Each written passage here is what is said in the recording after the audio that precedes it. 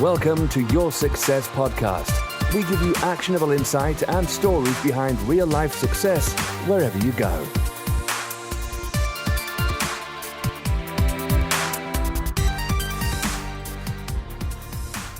Welcome to Your Success Podcast. I'm Angelos, and today I'm joined by Siam Kidd again. So welcome back, Siam. Hi there, thanks for having me back. So Siam's a full-time investor and trader and owns 7 profitable businesses and learned how to trade simply through hard trial and error. Siam has accurately called many crypto moves, which has made his community profits. But his personal best to date is the 2015 Black Monday crash, where he managed to make over £422,000 in 30 minutes, which is not bad going at all. In more recent times, Siam accurately called the January 18 Bitcoin crash, where he sold all his cryptos and then jumped back in the market at the lows, thereby accumulating a far better position. So I'm really glad to have you back, Siam, because you are a very knowledgeable person across many different fields, and you are an experienced business person. And today we're going to be talking about the pleasures and the pressures of business, because although a lot of people see business people as successful, they live in these rose-tinted view of what business is all about, with all these great profits and nothing ever gets them down, with great cars and all this kind of stuff.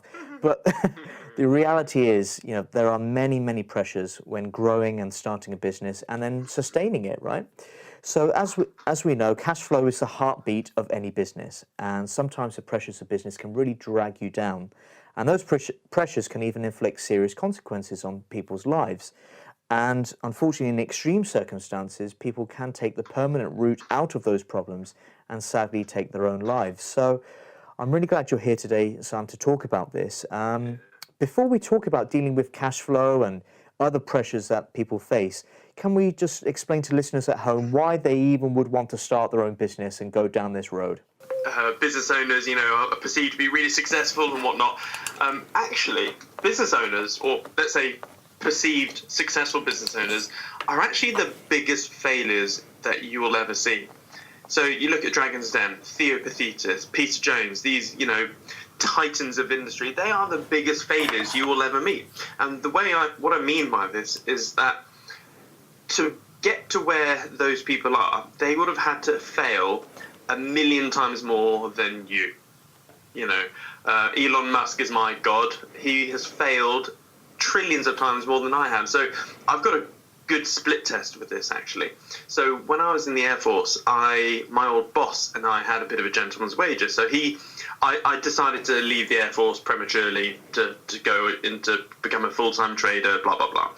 And he was like, you're going to go bankrupt, blah, blah, blah. And we had a little bet that, so I managed to rustle up 24 grand. That was all I had at the time I left the Air Force.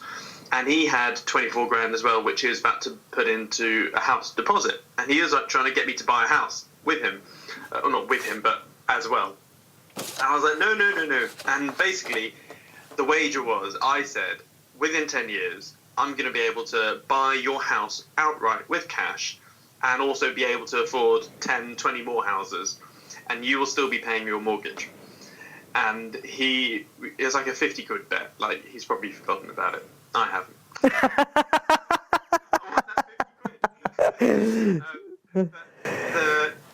But the thing is, the reason I think it's a pretty good split test is because we're 2 people with pretty much the same skills, same job, basically. Yes, he was more senior than me.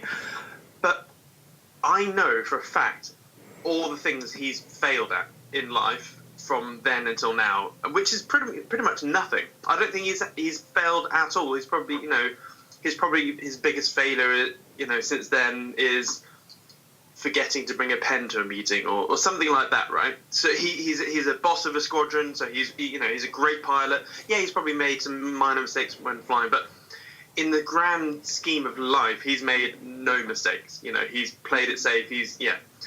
But fast forward to where I am now, I have won the bet. Like, I need to call on that 50 quid. I know he's still paying his mortgage, and I can buy his house outright. And what's the difference? The only difference is that I've literally failed a crap load more than he has. And that's all it is. I've got a mantra in life, which is Oh my lord, I forgot my mantra. I tell my kids this every night. Do, fail, learn, pivot. Okay? So I'm constantly doing. I do anything. I'm just constantly doing. I fail all the time, and that's expected, right? And because it's expected, failure is not an issue for me. It's like I treat it like a computer game. I'm a gamer. I freaking love computer games. So when you fail a level at a computer game, what do? You don't sit and cry in the corner. Oh, I failed the level, do you? You go, oh, that's a bummer. Okay, restart the level. Go. I know what not to do this time. And then eventually, even if you play the most hardest of computer games, you'll probably fail a level 100 times. But guess what? You'll get past it. So that's what I treat life like a freaking computer game. So do, fail, and every time you fail, you learn. And then the learning, the implementation of the learning point is pivoting. That's what a pivot is. You're pivoting in a different direction. Just imagine Ross from Friends going, that's me all day long. I'm literally Ross going, right. In fact, my staff in my office, some of them, we use Slack, and we've got like a group chat, and there's often many times I'm like, pivot in the business, and yeah, they put that gif out. So yeah, do, fail, learn, pivot. That's all you have to do. And if you can do that a lot faster than your peers, a lot faster than anyone that you're comparing yourself to, not that you should ever compare yourself to anyone, you'll out-accelerate people. I guess in flying, in the RAF, there's a thing called the OODA loop, observe, orientate, decide, act. So all I've done is I've just pinched the OODA loop. So the OODA loop is basically do, fail, learn, pivot. So. And obviously there's an element of risk behind all of those action takings, right? But unless you take those risks, you'll never know where you may end up, right? So a lot of people avoid risk inadvertently. But let me rephrase this. When I say most people, I'm just going to say 99% of the population, okay? So most people rapidly or chronically avoid risk, but what they're unaware of is that they're actually putting themselves into more risk. So the handy thing being a trader is that after a while, you actually become a master of risk. If there's anything in life which I was actually really, really good at, it's actually risk, believe it or not. I never blow smoke up my own trumpet. I would always say I'm a good trader. I'm not a master trader. I'm a slightly above average business owner. I'm a good dad, but I am a master of risk, and that's a thing that you get as trading. You fully understand risk to reward ratio, right? So it's like a little seesaw. Let's put this on my microphone here. There's risk over here. Reward. Say ruin. No, we don't want ruin. Definitely not ruin. In trading, there's a term called risk of ruin. So yeah, that's part of risk. So the risk of ruin. What is the probability that you're going to absolutely destroy yourself, or destroy your account, halve your account? And yeah, so put it this way: I've created a thing called the desire for gain gizmo and fear. My lord, I didn't have much sleep last night. Fear of loss gremlin, desire for gain gizmo, right? You remember the film the Gremlins? Yeah. I don't know if you're, yeah. So your desire for gain, this cute little Furby type gizmo thing is something that no one ever listens to, right? Everyone is always running away from the fear of loss gremlin. So they're like, oh, I'd like to be a millionaire, but in order for that to happen, I'd need to set up a business, do blah, get into property, whatever it may be. But they look at all the risk and they go, oh my lord, if I go and try and buy this house. Are you a property investor? Yeah, I am, yeah. Yeah, okay. So imagine that the typical newbie property investor who's never bought a house, they're like, oh, I want to get into property investing, but what is the risk? I get my life savings, put it into a house, and I think I get it BMV, and oh my lord, this negative equity, no one's buying it. Oh, well. And so they look at all that risk and they think, okay, I'm just going to avoid it. But people forget that by avoiding that modicum of risk, oh yeah, it may be a huge risk that they're taking, then always negating themselves from the reward. And in trading, the average So one of my hard and fast rules is that I always take a 3R trade, okay, minimum. So So when I say a 3R trade, what I mean is, if I'm risking £1,000 on a trade, I need to make sure that if that trade is a winner, I make £3,000 profit. Yeah. Yeah. So if I risk £1,000 and I lose £1,000, that's called a -1R outcome, right? So the worst I could lose is -1R. And my minimum win will be 3R, right? Now, every now and again, probably once every 5 years, I come across a trade or an investment or a business which is like 20R, okay? So put £1,000 in, it's going to make me £20,000. And probably once a decade, I will in trading, once every 5 years, so I'll come across 1 in 20, sort of 20 to 50R trade, which is great. In business, every 2 years or so, I come across a business opportunity that'll turn into like 1,000 or a 10,000R outcome, which is unreal. So when you're looking at the risk to reward, it's like, do I risk £1 over here to potentially get 10 grand over here, or do I risk? And people don't understand R multiples. That's the crazy thing.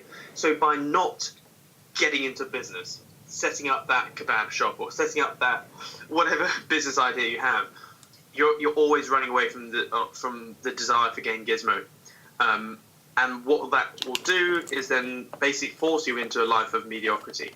Yeah. Now, sorry, I'll shut up now. It's fine. I was just going to give you a little bit of a thing on them. You mentioned gremlins, and you never feed them after midnight, right? Correct. So my question to you, what time can you feed them? Because it's always past midnight. Haha. Yeah, good point. Just there's a saying that which is the biggest beast? It's the one that you feed, right? Yeah. And we always feed the fear of loss gremlin. We're always, every time you run away from something, you're giving it ammunition. You're giving it fear, and it's not just external fear of food that you're feeding it. It's internal. The most damaging thing that happens as a result of running constantly is what goes on up here. So self-confidence, I believe, is one of the most critical things that you can develop, which will actually set you up for life, okay? Not just business itself. It will massively help for business. And when I say self-confidence, I don't mean being a cocky prick, being a Billy Big Balls, full of yourself, etc. That's different. It's the quiet self-confidence that really makes a difference. So, for example, I had a chat with an old school friend, right? So I hadn't seen him for about 15 years, and we're having a beer or whatever after 10 hours of drinking or whatever. And he was like, "You know what, Simon? You're slightly more full of yourself these days than you used to be." Because we were talking about business and all that sort, and I was sort of taken aback. I was like, "Well, that's odd, because I'm actually pretty humble. I think I'm humble anyway." And then I was like, "Okay, well, do you mind if we dissect this? Do you mind if we go into this?" And and I was trying to probe him. Why? What have I said? What have I done that makes him feel that I'm slightly cocky or whatever it may be? It may have been the alcohol talking. Who knows? So, but yeah, he said, "Oh, you just seem so sure that what you say you're going to do." And I'm like, "Well, yeah." And the way that I have unwavering self-confidence is because, in my opinion, I probably need to write down one of those stupid business equations, self-confidence equals blah. But for me, it's the little things that you promise to yourself. Okay, so for example, if you, let's say you're going to draw a line in the sand and go, right, I'm going to work on my self-confidence for the next 3 months. Okay, so what you need to do is start really, really tiny, really, really small, and start setting yourself tiny mini promises. Okay, mini promises. So it could be, like, for example, I'm a massive junk food fiend. I've got like bloody chocolate wrappers all over my desk. It's like, so for me, it could be, right, today is now midday-ish. For the rest of the day, I'm not going to have another chocolate bar. I go through about 3 chocolate bars a day. It's ridiculous. I feel your pain, man. I feel your pain. It's the voices. I can't not hear them. Yeah. So a little mini promise will go, right, Siam, today you're not going to have any more chocolate bars, okay? There's no reward, there's no gift or prize at the end of it. You're just going to not have one for the rest of the day. Now, let's say I go for the rest of the day and I don't have a single chocolate bar. What I've done there mentally is I've set myself a task, a goal, and I've accomplished it. Boom. Next day, set myself another one. It could be, hell, it could be, right, go 24 hours without a chocolate bar. But what I would do, I wouldn't silo down the promises. I would have a broad breadth of promises. So it would be, right, today I'm not going to have a chocolate bar, and I'm also going to make my bed within 20 seconds of waking up, right? Mm-hmm. That would be my 2 little promises for the day. Boom, I've done that. Now, over the space of 3 months, or 3 years, depends how disciplined you are, if you start building and escalating the self-promises you make to yourself, what happens is you start to trust yourself, okay? So I'm not a psychologist, but this is what from my limited reading on this, I've probably only spent 20 hours reading psychology books, or in terms of Audible. But how I see it, how I understand it, is that people with self-confidence issues, some people, not all people, it's probably because they don't actually trust themselves deep down, okay? So they're like, yeah, I'm going to set up a business, but they know they're not, because deep down they know they're not actually going to do anything, about it. But for me, because I've been working on this continually for about 7 years, really, I jumped on the whole self-help wagon 7 years ago. And self-confidence was one thing I did actually struggle with. I was an ex-Air Force pilot, and you would have thought that you'd be pretty confident being. And yeah, I was confident in some areas, but other areas I wasn't. Like money, not confident. Business, definitely wasn't confident. So now I can set myself the most ridiculous of goals. Like, for example, I'm in the process of setting up a school for the future. Okay, so I think all schools are shit. I'm setting my own one up because my kids are 1-year-old and 3-year-old. So I need a school for them to go to because I don't trust any school, not even private schools. So I've got this lofty goal where, this school with no GCSEs, no A levels, no tests or exams, all that, all that sort of stuff. And I know I'm going to achieve it. Okay, I know I'm going to achieve it plus or minus a couple of years. So what I do is I have this big chunky. So I've got this big chunky goal over here, which if most people look at that and go, oh, screw that, I'm not even going to bother. But what I do is you just got to break goals down into small chunky things. So I go, right, for this to happen, what needs to happen? I call it sort of a goal galaxy, actually. So I'll put it here, and then I'll basically put like spiral things. So and each chunky goal, your big crazy goal will have probably 6 mini chunky goals. And then those 6 mini chunky goals probably spin out 10 each. So when you've properly goal galaxied the whole thing, you'll probably end up with like 100, at least 100 mini things, right? And then it's like, okay, well, in order to get this crazy goal, all I need to do is nail these 100 tasks. Now, even the most simplest of tasks will probably take a month or a week or a whole day. It depends on what the task is. But what you now know is you do these 100 things, you hit your goal. So then you start simple project managing. You go, right, how long is this mini goal going to take? And whatever you think it's going to take, just double it. Okay, so humans, again, neurologically, psychologically, we have this stupid thing when it comes to timetabling, right? If you put in your calendar, oh yeah, I need to send some emails to my clients, right? You think, oh, it's probably going to take an hour. Guess what? It never takes an hour. It takes 2 hours because you dick about with cat videos on YouTube, or someone calls you on the phone, some time vampire bugs you, and all of a sudden you're caught into some stupid Facebook thread. I don't know, whatever it may be. So yeah, whatever task, this mini task, double the time. So now you've mapped out the time requirement for all those 100 mini tasks. So you're like, holy shit, okay, if I'm going to do this all on my own, it's going to take me 10 years to do, okay? So worst case scenario, I'll just beaver on myself and I'll hit my goal in 10 years. But now you know the time requirement, the time cost. So now I go, right, if I want to do this in 5 years or 3 years, that means I need 5 members of staff doing 40 hours a week, blah, and I hit my goal, yeah. So now whenever I say I'm going to do this, I'm going to do that, it's not me being cocky. I've mapped out the whole thing. But the thing is, Simon, is that others, I've had this recently, it's quite an interesting one, because it took me aback a bit. So I'm on a big project at the moment. I call it Phase 2 in honour of Marvel. And I'm buying lots of blocks of flats at the moment, refurbing them, bringing them up to really high standard. Yeah, me too. That's another podcast. And I was talking with someone about it the other day. Now, I enjoy the adventure. I've built this mountain. I am now climbing over the mountain, and then at the end of it, I'm going to have my little flag at the top, and then reevaluate what I'd like to carry on doing. Go on another adventure, or go off and grow other things. And someone said to me, it's very impressive, Angelos, but who are you trying to impress? I was like, there's no one I'm trying to impress. That's a really weird concept for me, because we care what others think, regardless of what people say, our friends, our family, and whatever else. But it's whether you allow it to affect you. For me, it's all about achieving the goal. It's all about achieving the mission, right? Almost like a military campaign. You don't go on a military campaign just to impress someone. You do it because you have clear objectives, and those clear objectives, like you've said, are written on my whiteboard. I look at it every day. It's there. It cannot escape. This is the mission now, and to hell with everything else that gets in the way.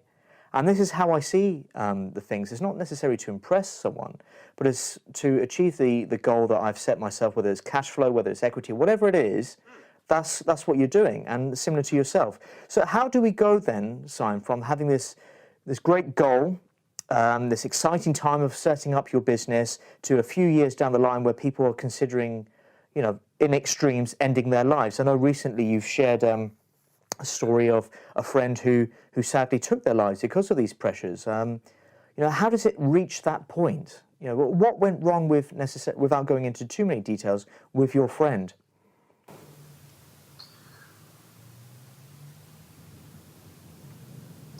So, obviously I can't share too much because it wouldn't be good for him or his family, etc. But long story short, I guess, he did the typical thing. So he wanted more in life. So he, this is probably what he got into business probably about the same time I did, about 7-8 years ago. And he wanted to do more. He had a girlfriend, then turned into a wife, then turned into 2 younger daughters. And the thing is, so for him, he didn't have like a proper job anyway. So like he wasn't like quitting, a well-paid job. Like he was like, right, okay, need to get into business. And unfortunately, he picked a business model, which at the time I didn't know any better, so I couldn't say whether it was good or bad. But now, on hindsight, I'm like, God damn, that is not a business you should be doing as your very first business. It was a massive J-curve business for a start. So what I mean by J-curve business is that if you look at the profit equity line over time, it looks like a J.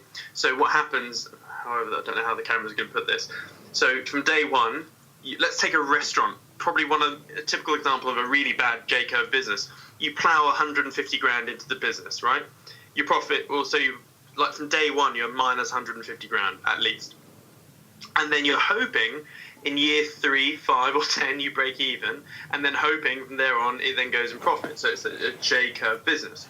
What tends to happen with most J-curve businesses is that you plow whatever money in, so you're down into the negative bit, and you never hit profitability. You never even hit break even. So what people do is they go down, and then they get shat out of the bottom, and then they leave. They're like, oh, I'm never doing business again, blah blah blah.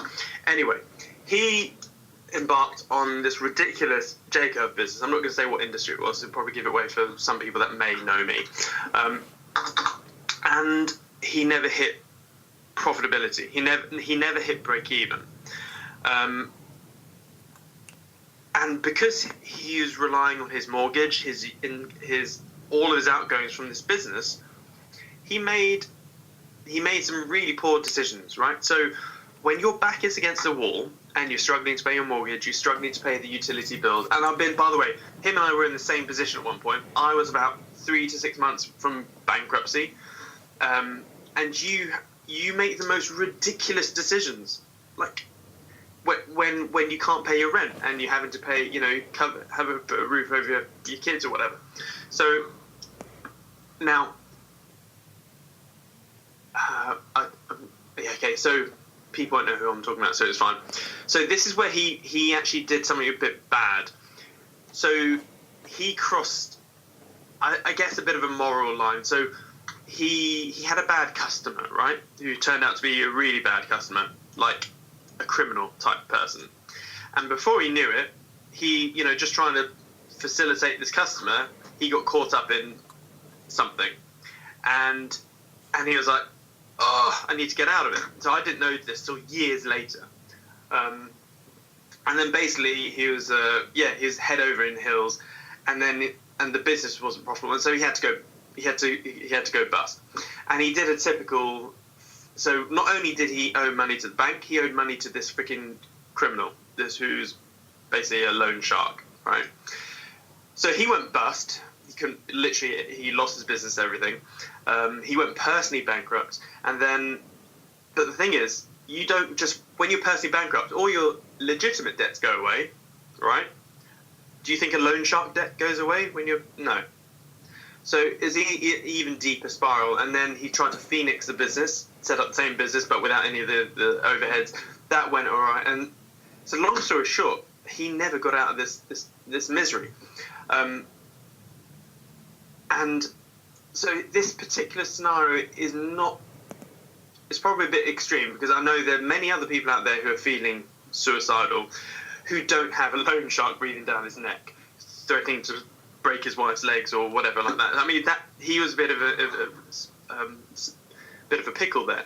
And the best way I can explain his situation is, on Netflix right now, there's an absolutely amazing box set called Good Girls.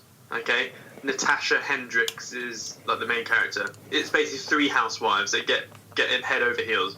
Definitely watch it. Good Girls. You'll binge it. It's so good.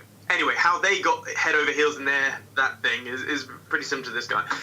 But anyway, so long story short, after 7 years of trying to get out of bother, like he just couldn't ever get his business profitable, and he kept having to phoenix the businesses, which is a bit dodgy in itself, and in the end he did the worst thing.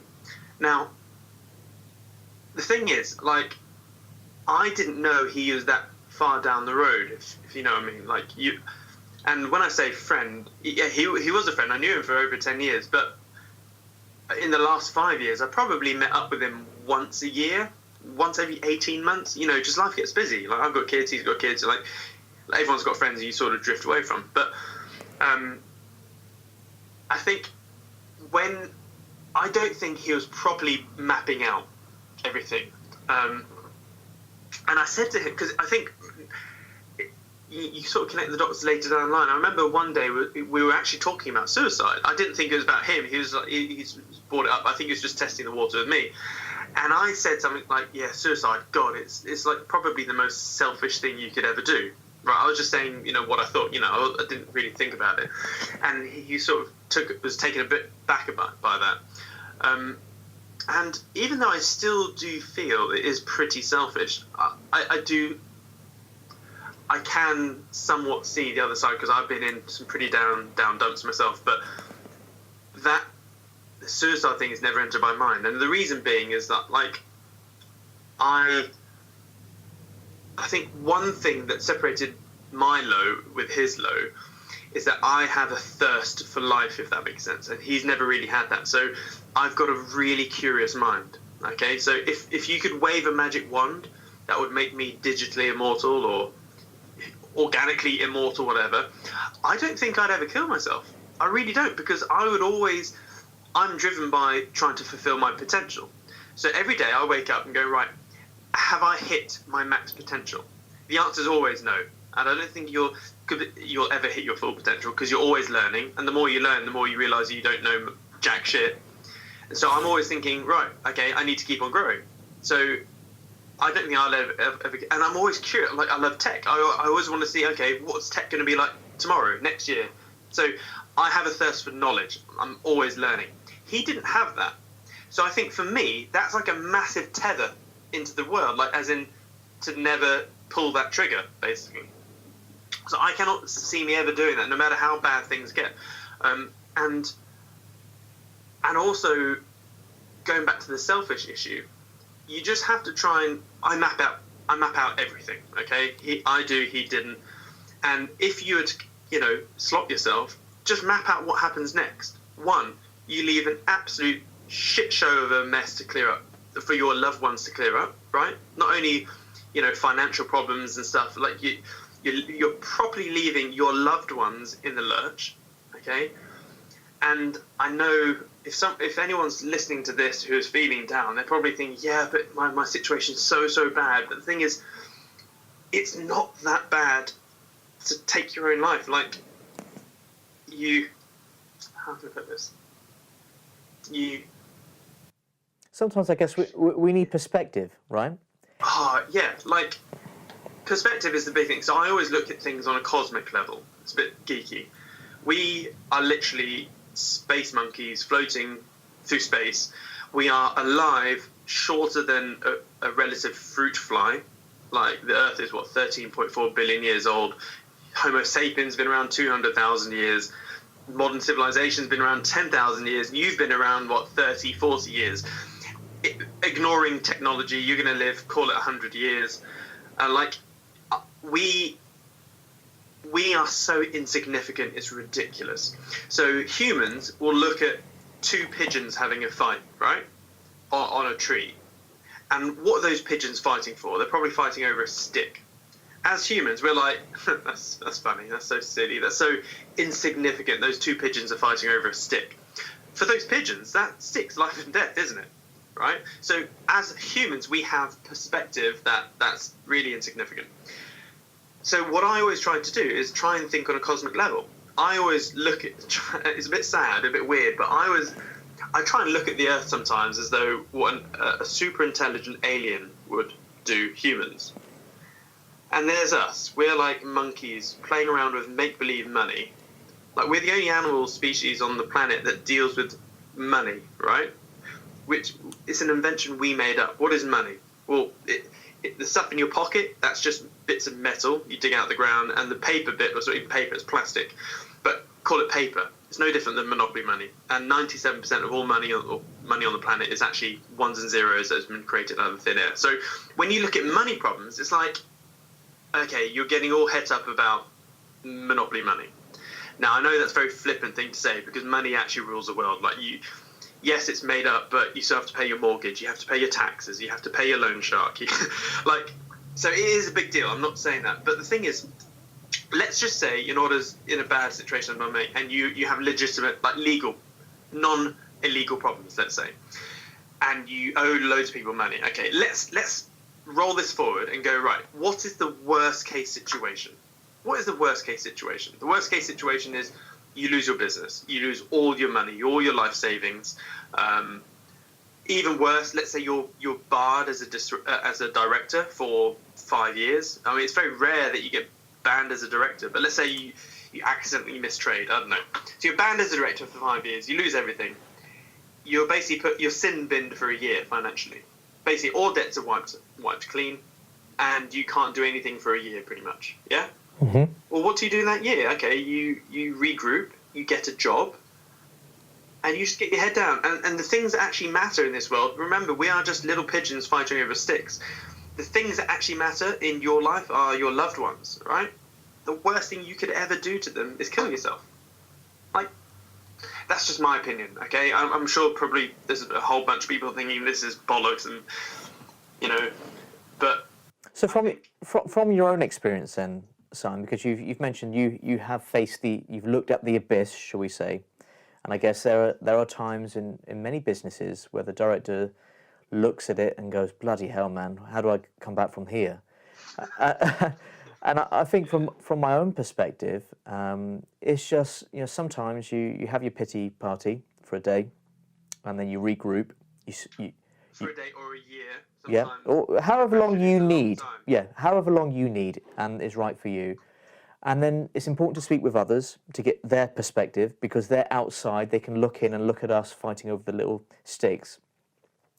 And then put together a plan and write down that plan and remind yourself of the why you started. Now, perhaps the why has changed over the years and it's no longer important. Perhaps it is time to walk away before it becomes more serious. But sometimes you just need to step back out, look at it from a top-down perspective and go, actually, there is a solution. It's probably going to be very difficult for the next year or two or however long it takes, but there is a path forward. I just need to realign a little bit rather than carrying on down this certain path. So when people face these extreme pressures, Simon, which I'm sure you have faced in your past, what can they do to seek help? What worked for you? What pulled you back from the abyss? Yeah. Again, risk to reward. I'm always looking at that seesaw, the risk to reward seesaw. Again, perspective is so true. For example, debt-wise, if you go bankrupt, personally bankrupt, you're sin-binned for a year, basically. It may take you a couple of years to get financially back in your feet, but let's say you're going to live 100 years from birth to death. Well, what is 5 years in your whole life? It's nothing, is it? No one gives a shit if you've ever been personally bankrupt. Most of the millionaires you've probably seen out there have been bankrupt. So what if you have to put a business under? My first proper business, I had to liquidate. I just couldn't get any sales. I had to wind it down. At the time, I thought my life, I was the massive egg on my face. I told all my friends and family, I'm quitting this really high-paid, lovely job, being an Air Force pilot. Which I spent my whole life trying to get to. I was sacking it all in to become a full-time trader and business owner and all that. And then guess what? My first proper business goes bust. The shame, the agony, the egg on my face, and all that sort of bollocks. At the time, I was crying myself in a corner. I couldn't think of anything worse. I thought, everyone's laughing at me. But at the end of the day, everyone is too focused on their own shit that they don't even notice what's going on. So what if you have the most public business shambles, right? Everyone's going to forget it within a month or two, okay? Unless you're someone like Bernie Madoff. But, even still, it's irrelevant. The only things that matter in your life, really, are your loved ones. Just imagine, for me, everything revolves around my 2 little boys. So just plan out, okay, let's say you sort yourself. How is that going to affect your kids for the next 40, 50 years of their lives? And how many questions will they ask themselves? Yeah. It's this constant shadow over. Yeah. So here's another thing to remember, that a lot of people. So I fell into this trap myself. So being maybe a somewhat cocky military person, I used to look at depression going, only weak people have depression. Just man up, man the F up, right? That's the typical military sort of ethos, right? You bury everything, have a false, puff out your chest, everything's all right. And that's why PTSD is a big thing, because, anything you suppress grows, basically. I'm sure there's a better way to put it, but yeah, if you ever suppress anything, it will always oppress at some point. It will grow. And it may not be in the immediate, right? It may occur 10, 20, 30 years long, and you won't even realise where it's come from. Yeah, you won't know. It will grow, it will linger. It's very insidious. It'll be like cancer, mental cancer. But the thing is, depression, the more you read into it, it's actually 2 things. It's a chemical imbalance and it's a psychological imbalance. But it's the chemical imbalance that causes the psychological imbalance, right? So you can't get someone who's, full on depressed and go, just snap out of it. Just snap out like an airplane. It's not going to happen. They got so much cortisol in their body. It's ridiculous. So if you look at the 2 main sort of stimulus, you have cortisol, which is the stress hormone, and it has a really long tail. So you have loads of cortisol, and then it takes a long time to get out of the system. Whereas dopamine, so like that, boom, like that little sharp, loud noise, that's basically just spat a whole bunch of dopamine into your system right now. You go, what the hell is this science person doing? It's like a little dopamine comes up and then it exits the system straight away. Yeah. But when you're depressed because of a reason, money problems, wife problems, husband problems, whatever it may be. And you have a thing called your RAS, your reticular activating system, right? So when you buy a Mercedes car, all of a sudden every other freaking car on the road is a Mercedes, yeah? That's that sort of filter. That's called your RAS. So when you're woe is me, down in the dumps, everything's going wrong in my life, guess what you're doing to your RAS? You're configuring your RAS to detect all the other shit that's happening in your life. So you spill milk over your over yourself when you're pouring a cup of tea, guess what? You're going to exaggerate that. You're going to, oh my God, worst start of my day ever, blah, like, and then that's just going to compound. So, yeah, you can't just shake someone out of depression. So you have to understand it's a chemical imbalance. And the way to get rid of that, like, I mean, it's all very well in saying, like, before you commit your suicide, go through this checklist. Have you done yoga? No. Have you done meditation? Have you drunk loads of water today? Have you done any exercise? Have you done, like, one, you won't get a depressed person to do all of those things. So sometimes it will take a close friend and family to force them to go into a float pod. By the way, flotation therapy is really good for depression. It really is. I know I own a float centre, a bit biased, but it's really good for that. So you won't do that. Like, my dad has been chronically depressed all his life. Will he ever go on holiday? No. Will he ever float? No. He'll never do any of those things unless I actually force him. And, like, that's just not going to happen. He'll go kicking and screaming. So he won't even be in the right mindset to even do any sort of meditation. He'll be like, what is this bollocks? I'm not doing this, blah, blah, blah. So I think, realigning that person's why and giving someone a cause. What you find is humans without a cause or a mission tend to wander. Yeah. So they need that hope, right? That hope of achieving the success and having a plan and moving forward. Animals. Yeah, man. You gotta have have that mission. You got to drive towards something. Otherwise, you just drift. And when you get bored and you stay at home, and then suddenly all these thoughts start entering your mind, and it like you said, it's insidious because it doesn't happen overnight. It happens over a period of weeks, months, years, and you think, how the hell did I get here? Yeah, I think and I think another. Again, going back to perspective, probably one of the best things I've had in my life, which has probably given me this self-pity shield. Like, I don't really, if I'm ever in a self-pity state, it'll never last more than a day. And that's because my mum is Thai and my dad's English. And so, being half Thai, I spent a fair bit of time in Thailand as a kid. Now, my mum was born into, like, you think UK poverty, it's really bad. You don't know shit. Like, go to the poorest parts of Thailand or Africa or Southeast Asia and you'll see what real poor is like. So my mum was born into literally shanty hut poverty where no running water, no electricity. You had literally leaves for a roof, proper Ray Mears sort of shit. You had to fish every day to eat. And if you're a good fisherman or fisher person, you'd catch more fish than you needed to eat, so then you can sell some of that fish.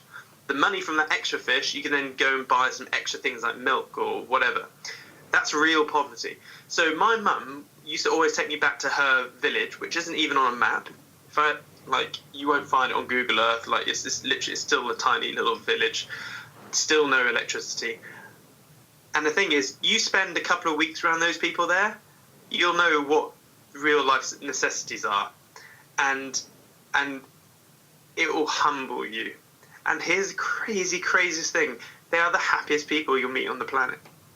They are the happiest people I know. Like, and they got nothing. They've just got their daily fish, and they are the happiest people ever. Now, why is that?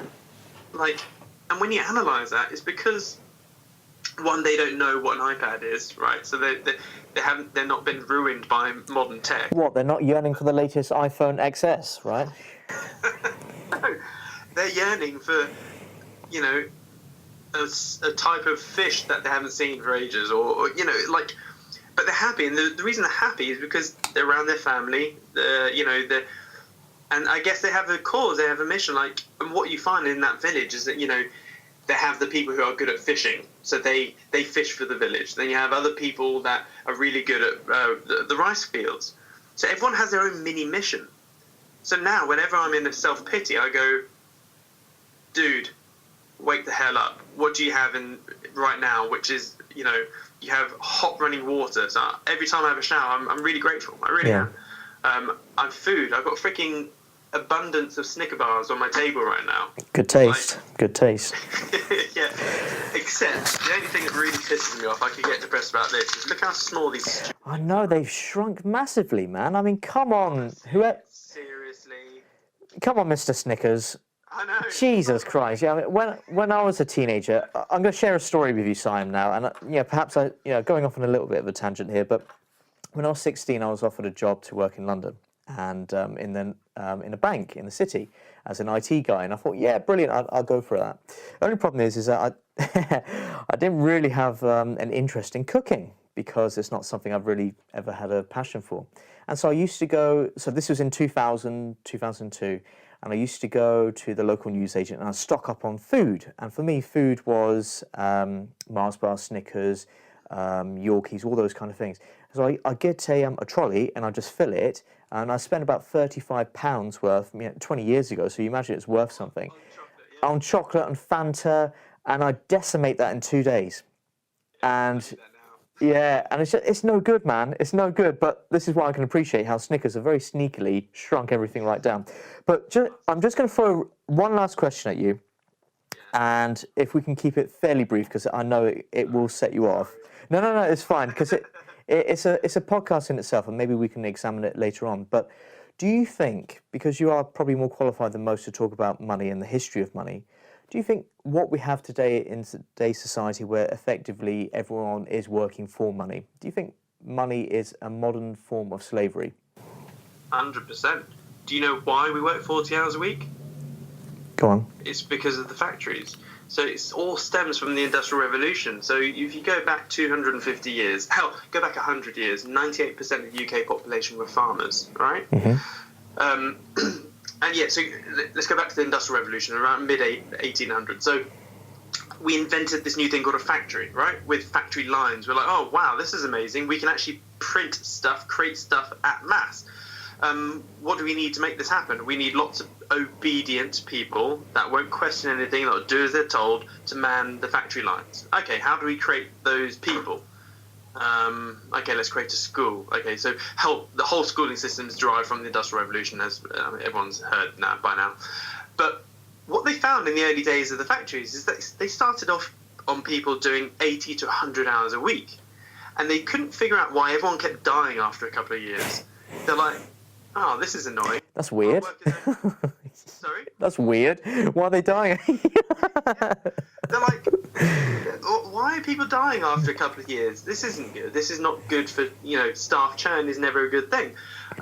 So they're like, let's lower it. 60 hours. No, okay, it's probably elongated their life by a couple of years. Still not acceptable. And then they found 40. They're like, okay, we're onto something here. And so what's happened is that what they found by accident or no, by trial and error, is that if you force a human to work for 40 hours a week, Monday to Friday, but then give them 2 days off, they live for the weekend. They live for the weekend. And so they come back all fresh on Monday, dreading Monday, and then they do it all over again. And the factories found that they could con someone into this system for about 40 odd years and then get rid of them. Hence the 40-40-40 plan. You work for 40 hours a week for 40 years and then end up retiring on a pension 40% of what you struggled to live on in the first place. So that is where this whole modern day con comes from. So getting into business full stop, this is why I hate the schooling system. So you go to school to get grades you don't really care, so you can get into a uni that you don't really give a shit about, so you end up with a degree you didn't really want anyway, to end up with a job that you don't really like, and then to work doing the 40-40-40 plan. So going back to risk to reward ratio, if you're not trying to embark on business or to get a more efficient income source, you are condemning yourself to the 40-40-40 plan, which is the worst financial plan one can ever do. Whereas what I tend to say to people getting into business is, over time, I'm pretty sure most people could rustle up $5,000 in the UK, that is. So you don't need $5,000 now, you just need 500 quid now, maybe 1,000. So what I go is, right, imagine you have $5,000, chop it up into 10. So you now have 10 bullets in your chamber. Each bullet is 500 quid. Now, what you need to do is go, right, looking at statistics, 9 out of 10 businesses startups fail in the first year, then another 9 out of 10 fail over the next 5 years. So it's like, right, statistically, if you set up at least 10 businesses, one of them is going to work, right? So use each 500 quid bullet. Now, if you're really slow learning, you're not doing do, fail, learn, pivot. If you're ignoring the learn and the pivot bit, yeah, you may fail 10 times. Who knows? But if you're got an average head on you, you're probably going to fail 4 or 5 times, and it will be lucky number 6, lucky number 7, or whatever. And all of a sudden, that business will do well. Now, let's define well. Well, let's be pessimistic in success. Okay, so let's say you have a business that does poorly, but somewhat a poor success. Let's say, and let's say that business brings in 60 grand a year. Yeah, for a business that's not much. Okay, so and take home, let's say, so that's 5 grand a month take home. Now, for most people, they work 40 years and they don't get 5 grand a month take home, right? So look at the risk to reward on that. Let's say this 60 grand a year business lasts for 5 years. Okay, I've got my calculator here. So 60 grand a year times 5, that's 300 grand, right? So you're basically got 5 grand, 10 bullets of 500 quid. So yeah, basically the risk to reward ratio here is you're risking 5 grand and some time and effort to potentially make 300 grand. What is our multiple on that? So 1 second, 300,000 divided by 5 grand. That's a 60R trade. Like, come on. And by the way, if you can get a business that you can get to 60 grand a year profit, guess what? You've just done the hardest bit. Going from 5 grand a month to 10 grand a month take home, that's a lot easier than going from 0 to 5. So yeah, come up with a business idea or a project or a concept, put no more than 500 quid into it, test it, get research it, get focus groups, whatever it may be, and then try and scale from there. If it doesn't work, yeah, don't even call it a business. Don't tell your friends either. Just call it a project. Projects come and go. Treat it as an experiment, which could have a happy ending, and then that way you're not so emotionally involved in it. You obviously want it to succeed, but if you do see it not working so well, draw a line underneath it, move on to the next one. And I think that's the important thing here as well. It's just when it's your business, it's Siam, it's Angelos, what's the public perception going to be? And like you said earlier, no one really gives a crap because not only people are caring about themselves, genuinely. Yes, okay, it'll be news for a day or so, and then what? Life goes on, man. You just got to pick yourself up and keep going again. But I think sometimes when you are the CEO of your company, whatever it is, you care too much, and that's where having the perspective comes into it. And I have so many trolls, and it still gets to me. I know I shouldn't. Almost on a daily basis, I have to go, Siam, on average, 20 to 30 people will be at your funeral. And even the 20 to 30 people at your funeral, probably only 5, maybe 10 people will be crying. So when you put that into perspective, you're like, shit, in my whole life of 80, 100 odd years, doing everything I'm going to do, let's say maybe 50 people come to my funeral, and probably only 10% of them will actually care enough that they'll cry. Yeah. Who gives a shit if some troll says you're a con artist or you're whatever, the bad things people say about me or whatever. Like, and the thing is, Simon, we all get haters, right? I had a hater a few weeks ago when I gave a presentation, which was a really interesting one. I'll talk to you about it privately. It's funny, but also disturbing at the same time, the way that they think. But it's all about your reaction to it. You can hear the words, and you make a choice as to whether you allow it to penetrate down and affect your thinking. And that's the way I see things. Now, unless I'm genuinely doing something wrong and it's valid criticism, I will always listen to that and make a judgment call on whether I improve. But if it's an attack on your character or your whatever it is, let them say what they like. Let your success be the thing that defines you. And that's why I'm really not too worried about what people say. And I think that should be the case for most people. But we are human beings at the end of the day. We all have emotions, well, most of us do. And, sometimes it does get to you. But I always say to these people, let's have a drink. If you have a valid criticism, let's talk about it face to face. And suddenly the keyboard warriors aren't so strong and so noble anymore. But that, unless you are creating something good, Siam, you will inevitably attract the haters. And unfortunately, they go hand in hand. And all you can do is just carry on being Siam and carry on being the best you possibly can be. Yeah, exactly. And the next time you have a decision to make, whether you quit your job, you don't quit your job, do this business, don't quit this business, like, I have a filter in my head that I run through all the time when it comes to a decision. I got it really from the Air Force. So, what is the worst case situation? Am I going to die or is someone else going to die? No. Okay. Am I going to get hurt or is someone else going to get hurt? No. Am I going to jail or is someone else going to jail? No. Well, then freaking do it. Like, they are the three worst things that could happen, right? Yep. Like, no one's going to get hurt, no one's breaking the law, well, then freaking do it. Or as long as you don't have to drop the soap anywhere. That would probably be my fourth one. I don't want any surprises like that. Anyway, Avoid jail. Yeah, try and avoid jail. Yeah, and if you do have to go there, just tie it to you very closely. So, all right, mate. Well, look. To wrap up, how can people get in touch with you? Perhaps they've been inspired by your story. Perhaps they want to reach out and just talk with you. How do they get in contact? In context of this podcast, I would highly recommend going to www.thewap.org, and WAP is WAP.org. And that is basically, it's like a little financial gym for your mind. So what happened basically is, in 2018, in the space of about 8 months, I wrote 400,000 words. I was like freaking Bruce Almighty on my keyboard. And I wrote 400,000 words. I then chopped up those 400,000 words into 5 to 10 minute, or into 1,000 word slots, basically.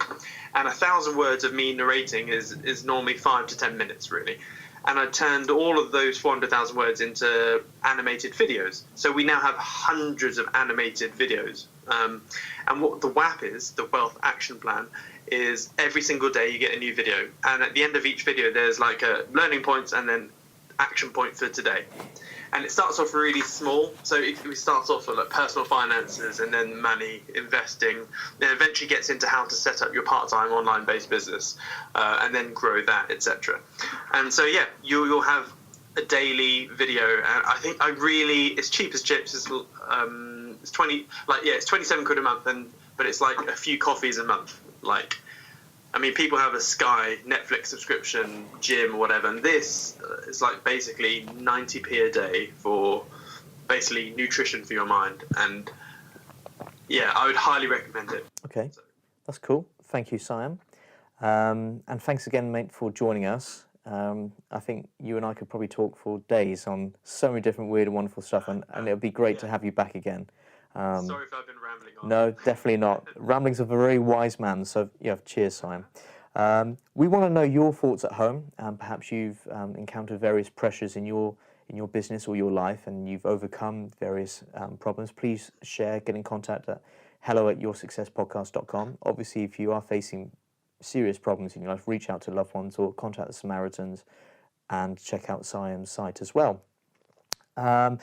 Get in contact with us on Facebook, Twitter, Instagram, Facebook, the whole lot. We're all out there. We'd love to hear your feedback. Perhaps you've been inspired by what Siam's been talking about today. And I've been Angelos, and I'll see you again on the next exciting episode of Your Success Podcast. Cheers, guys. You have been listening to Your Success Podcast. Click subscribe for more incredible content. More details can be found at www.yoursuccesspodcast.com.